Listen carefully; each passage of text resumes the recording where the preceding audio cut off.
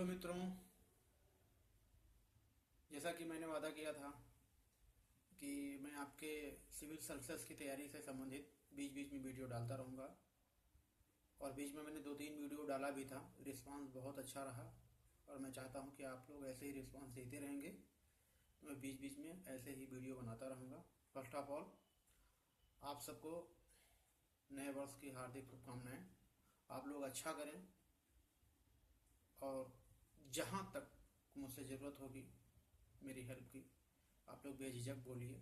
आप मुझे Facebook messenger पे मैसेज कीजिए, और वीडियो के नीचे भी आप अपना कमेंट दे सकते हैं। मैं वहाँ पर भी आपके क्वेश्चंस, आपकी प्रॉब्लम्स जो भी हैं, उसका मैं समय समय पे जवाब देता रहूँगा। क्योंकि बहुत सारे मित्र हमसे नाराज़ भी हैं कि जवाब नहीं दे पाते हैं, तो इसके लिए मैं क्षमा चाहूँगा। क्योंकि यहाँ पे मैं ट्रेनिंग भी कर रहा हूँ, और उसके साथ साथ उसके बाद जो ट्रेनिंग में पढ़ाया जाता है, बताया जाता है, होमवर्क भी करना होता है। इन सब के बीच में मैं आप लोगों के लिए टाइम निकालता हूँ। जैसा कि मैंने बताया था कि बहुत सारे सिविल सर्विसेज के अभ्यर्थियों की ये प्रॉब्लम होती है कि शुरुआत कहाँ से करें, कैसे मालूम हो कि क्या पढ़ना है, क्या छोड़ना है।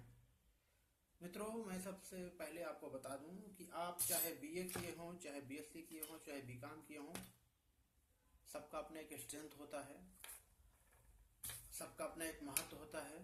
सिविल सर्विसेज के बारे में जहाँ तक मैं अब तक जो समझ पाया हूँ कि यूपीएससी हमसे क्या चाहती है, वेल डिफाइंड है। बिल्कुल भी आपको कंफ्यूज नहीं होना है कि सब कुछ यूपीएससी में कहीं से भी पूछ रहा है। लोग ऐसा गॉसिप करते हैं कि यूपीएससी कुछ भी पूछ सकती है। मित्रों, मैं आप लोगों को बता दूं, यूपीएससी कुछ भी नहीं पूछ सकती है जो सिलेबस में ना हो। तो इसलिए मैं आपको बता रहा हूँ, श्योर कर रहा हूँ कि यूपीएससी वही पूछती है जो उसके सिलेबस में है। तो सबसे पहला टास्क हमारा ये होता है कि हम पहले यूपीएससी के सिलेबस को अच्छे से पढ़ें, और फिर उसके बाद करंट ईयर का क्वेश्चन पेपर आप उठा के देख लीजिए। यूपीएससी कुछ भी ऐसा नहीं पूछती है जो उसके सिलेबस के बाहर हो। इस मामले में आपको एश्योर कर सकता हूँ। दूसरी बात, आपको शुरुआत कहाँ से करें, इसके लिए मैं आपको बोलूँगा कि आप पिछले साल का क्वेश्चन पेपर, 10 साल का क्वेश्चन पेपर आप देखिए। जीएस का प्रीलिम्स के लिए मैं शुरुआत कर रहा हूँ, फिर फेज वाइज में आपको बताता जाऊँगा कि पिछले साल का क्वेश्चन देखिए, फिर उसको आप देखिए कि सिलेबस से कितना मिलता जुलता है। तो आप देखेंगे, अगर बारीकी से देखेंगे कि कुछ भी ऐसा नहीं है जो सिलेबस के बाहर पूछा गया है। तो आपको पिछले साल का क्वेश्चन देखने का मतलब ये नहीं है कि सिर्फ आपने देख लिया और फिर काम आपका खत्म, ऐसा नहीं है। आपको ये श्योर करना होगा कि देखो, अभी 7 राज्यों में चुनाव होने वाले हैं। चुनाव आयोग चुनाव आचार संहिता लागू कर दिया है, और 7 राज्यों में चुनाव होने वाले हैं। किन किन राज्यों में चुनाव होगा ये आपको मालूम होना चाहिए। चुनाव आयोग चुनाव संचालित कर रहा है, तो चुनाव आयोग संविधान में किस आर्टिकल के तहत उसकी चर्चा की गई है। जिन राज्यों में चुनाव होने वाले हैं वहाँ की विधानसभा की सीटें कितनी हैं, विधान परिषद की सीटें की हैं, वहाँ की राजधानी क्या है, वहाँ के मुख्यमंत्री कौन है, राज्यपाल कौन है, विधानसभा अध्यक्ष कौन है, ये सारी चीज़ें आपको मालूम होनी चाहिए। और बारीकी से देखेंगे तो अब वहाँ पे संविधान पे क्वेश्चन में अभी से श्योर कर रहा हूँ, 2017 में जो प्रीलिम्स पूछा जाएगा उसमें चुनाव आयोग से रिलेटेड, मुख्यमंत्री की नियुक्ति से रिलेटेड, विधानसभा कैसे संचालित होती है उससे related question, model code of conduct यानी चुनाव आचार संहिता से रिलेटेड क्वेश्चन, और कुछ ज्योग्राफी से क्वेश्चन पूछे जा सकते हैं। क्या पता आपसे ये पूछ ले कि नॉर्थ ईस्ट का, अगर मान लीजिए मणिपुर में या अरुणाचल प्रदेश में या मिजोरम में कहीं भी अगर चुनाव होने वाला है, तो वहाँ के कुछ ऐसे जिलों के बारे में नाम पूछा जा सकता है कि जो बहुत अखबारों में चर्चा में कम रहता है, लेकिन उसका इम्पोर्टेंस है ज्योग्राफिकल। बहुत सारे ऐसे यूपी में प्लेस हैं जहाँ पर आए दिन कुछ ऐसे सिचुएशन बन जाते हैं, जैसे बाढ़ प्रभावित एरिया हमारा पूर्वांचल, अगर मैं पूर्वांचल की बात करूँ, उत्तर प्रदेश की बात करूँ, तो वो बाढ़ प्रभावित एरिया है। तो बाढ़ प्रभावित एरिया में जो गोरखपुर के आसपास वाला एरिया है, आए दिन जब धान की खेती होती है तो वहाँ पे जापानी बुखार आता है। अब देखिए, वहाँ के लोगों की जो समस्याएं हैं और वहाँ के लोग किस किस बेस को आधार बना करके वोटिंग करते हैं, वहाँ की जोग्राफिकल कंडीशन क्या है। अगर वहाँ पे गरीबी ज़्यादा है तो उनको बेसिक चीज़ें, अपने वहाँ के पॉलिटिकल एजेंडा जो होगा वहाँ की बेसिक चीज़ें होंगी। और चूंकि कृषि प्रधान देश है तो कोई भी चुनाव जो भी लड़ना चाहेगा वहाँ के बेसिक समस्याओं को ही चुनाव अपने राजनीतिक एजेंडा का भाग बनाएगा।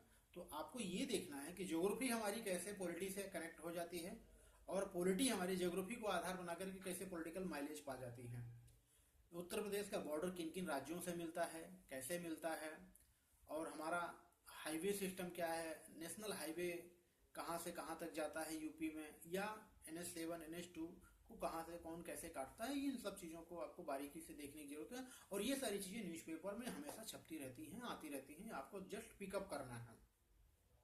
ये तो रहा एक कॉमन सेंस कि यूपीएससी सिलेबस में जो दिया गया है उसको एक्सपेंड करके, उसको विस्तार करके प्रश्न में कैसे बनते हैं। और ये क्वेश्चन जो मैंने अभी बताया ये प्रीलिम्स से लेकर के मेंस, मेंस से लेकर इंटरव्यू तक किसी न किसी फॉर्म में क्वेश्चन बनता रहेगा। दूसरी बात जो बेसिक होता है ये तो रहा कि आप पिछले साल के प्रश्न पत्र और पिछले साल के और यूपीएससी के सिलेबस को आप सावधानी से पढ़ें, ध्यान से पढ़ें, एक एक चीज़ पढ़ें तो आपको क्लियर हो जाएगा कि हमें क्या पढ़ना है, कैसे पढ़ना है। अब मैं बेसिक अंडरस्टैंडिंग के लिए आपको बताऊंगा कि जैसे इसमें इतिहास पूछा जाता है, भूगोल पूछा जाता है, राज्य व्यवस्था पूछा जाता है, साइंस पूछा जाता है, इकोनॉमी पूछा जाता है, करंट अफेयर्स पूछा जाता है, कल्चर पूछा जाता है, इन्वायरमेंट से रिलेटेड पूछा जाता है। कोई भी ऐसा चीज़ नहीं है यूपीएससी में जो बियॉन्ड द हमारे आसपास की जो चीज़ें हैं उससे बाहर पूछता हो। इवन मंगल ग्रह के बारे में भी अगर पूछता है तो हम ही लोग वहां जाते हैं, इसलिए मंगल ग्रह पे क्वेश्चन पूछता है। तो आप समझ लीजिए कि एक कॉमन आदमी से संबंधित, एक देश के विकास से संबंधित जितनी भी चीजें हैं वो यूपीएससी के सिलेबस में हैं। हमारे आँख कान नाक सब खुले रखने हैं, जो भी न्यूज़पेपर में आता है उसको अच्छे से, अगर आपने यूपीएससी सिलेबस को अच्छे से देखा है तो आप न्यूज़पेपर पढ़ते वक्त, कोई भी न्यूज़ सुनते वक्त, कोई भी चर्चा परिचर्चा, कोई भाषण सुनते वक्त आप आसानी से पिक कर लेंगे कि ये क्वेश्चन प्रीलिम्स में आ सकता है, मेंस में आ सकता है, ये क्वेश्चन इंटरव्यू में आ सकता है। दोस्तों आप कॉमन सेंस को जरूर महत्व दें, उसके पीछे के लॉजिक को महत्व है। आप बिल्कुल भी इस चीज़ को अपने मन से निकाल दीजिए कि यूपीएससी जो एबव द, जो बहुत ब्रिलियंट होते हैं, जो बहुत इंटेलिजेंट होते हैं वही निकाल पाते हैं। मित्रों अगर ऐसा सोचते हैं तो आप गलत सोच रहे हैं। आप बिल्कुल भी अपने दिमाग से ये निकाल दीजिए कि यूपीएससी जिनका track of record educational background में बहुत अच्छा रहा है, या जिनके घर में बहुत ज़्यादा पढ़े लिखे हैं, ऑलरेडी उनके घर में सर्विस हैं, वही निकाल सकते हैं। एक कॉमन सेंस वाला व्यक्ति भी यूपीएससी को क्रैक कर सकता है। इसके लिए आपको बहुत ज़्यादा दूर जाने की जरूरत नहीं है। मैं खुद ऐसे बैकग्राउंड से बिलोंग करता हूँ जिनके घर में सबसे पहले मैं ग्रेजुएट हुआ हूँ, उसके बाद सब लोग ग्रेजुएट हुए हैं।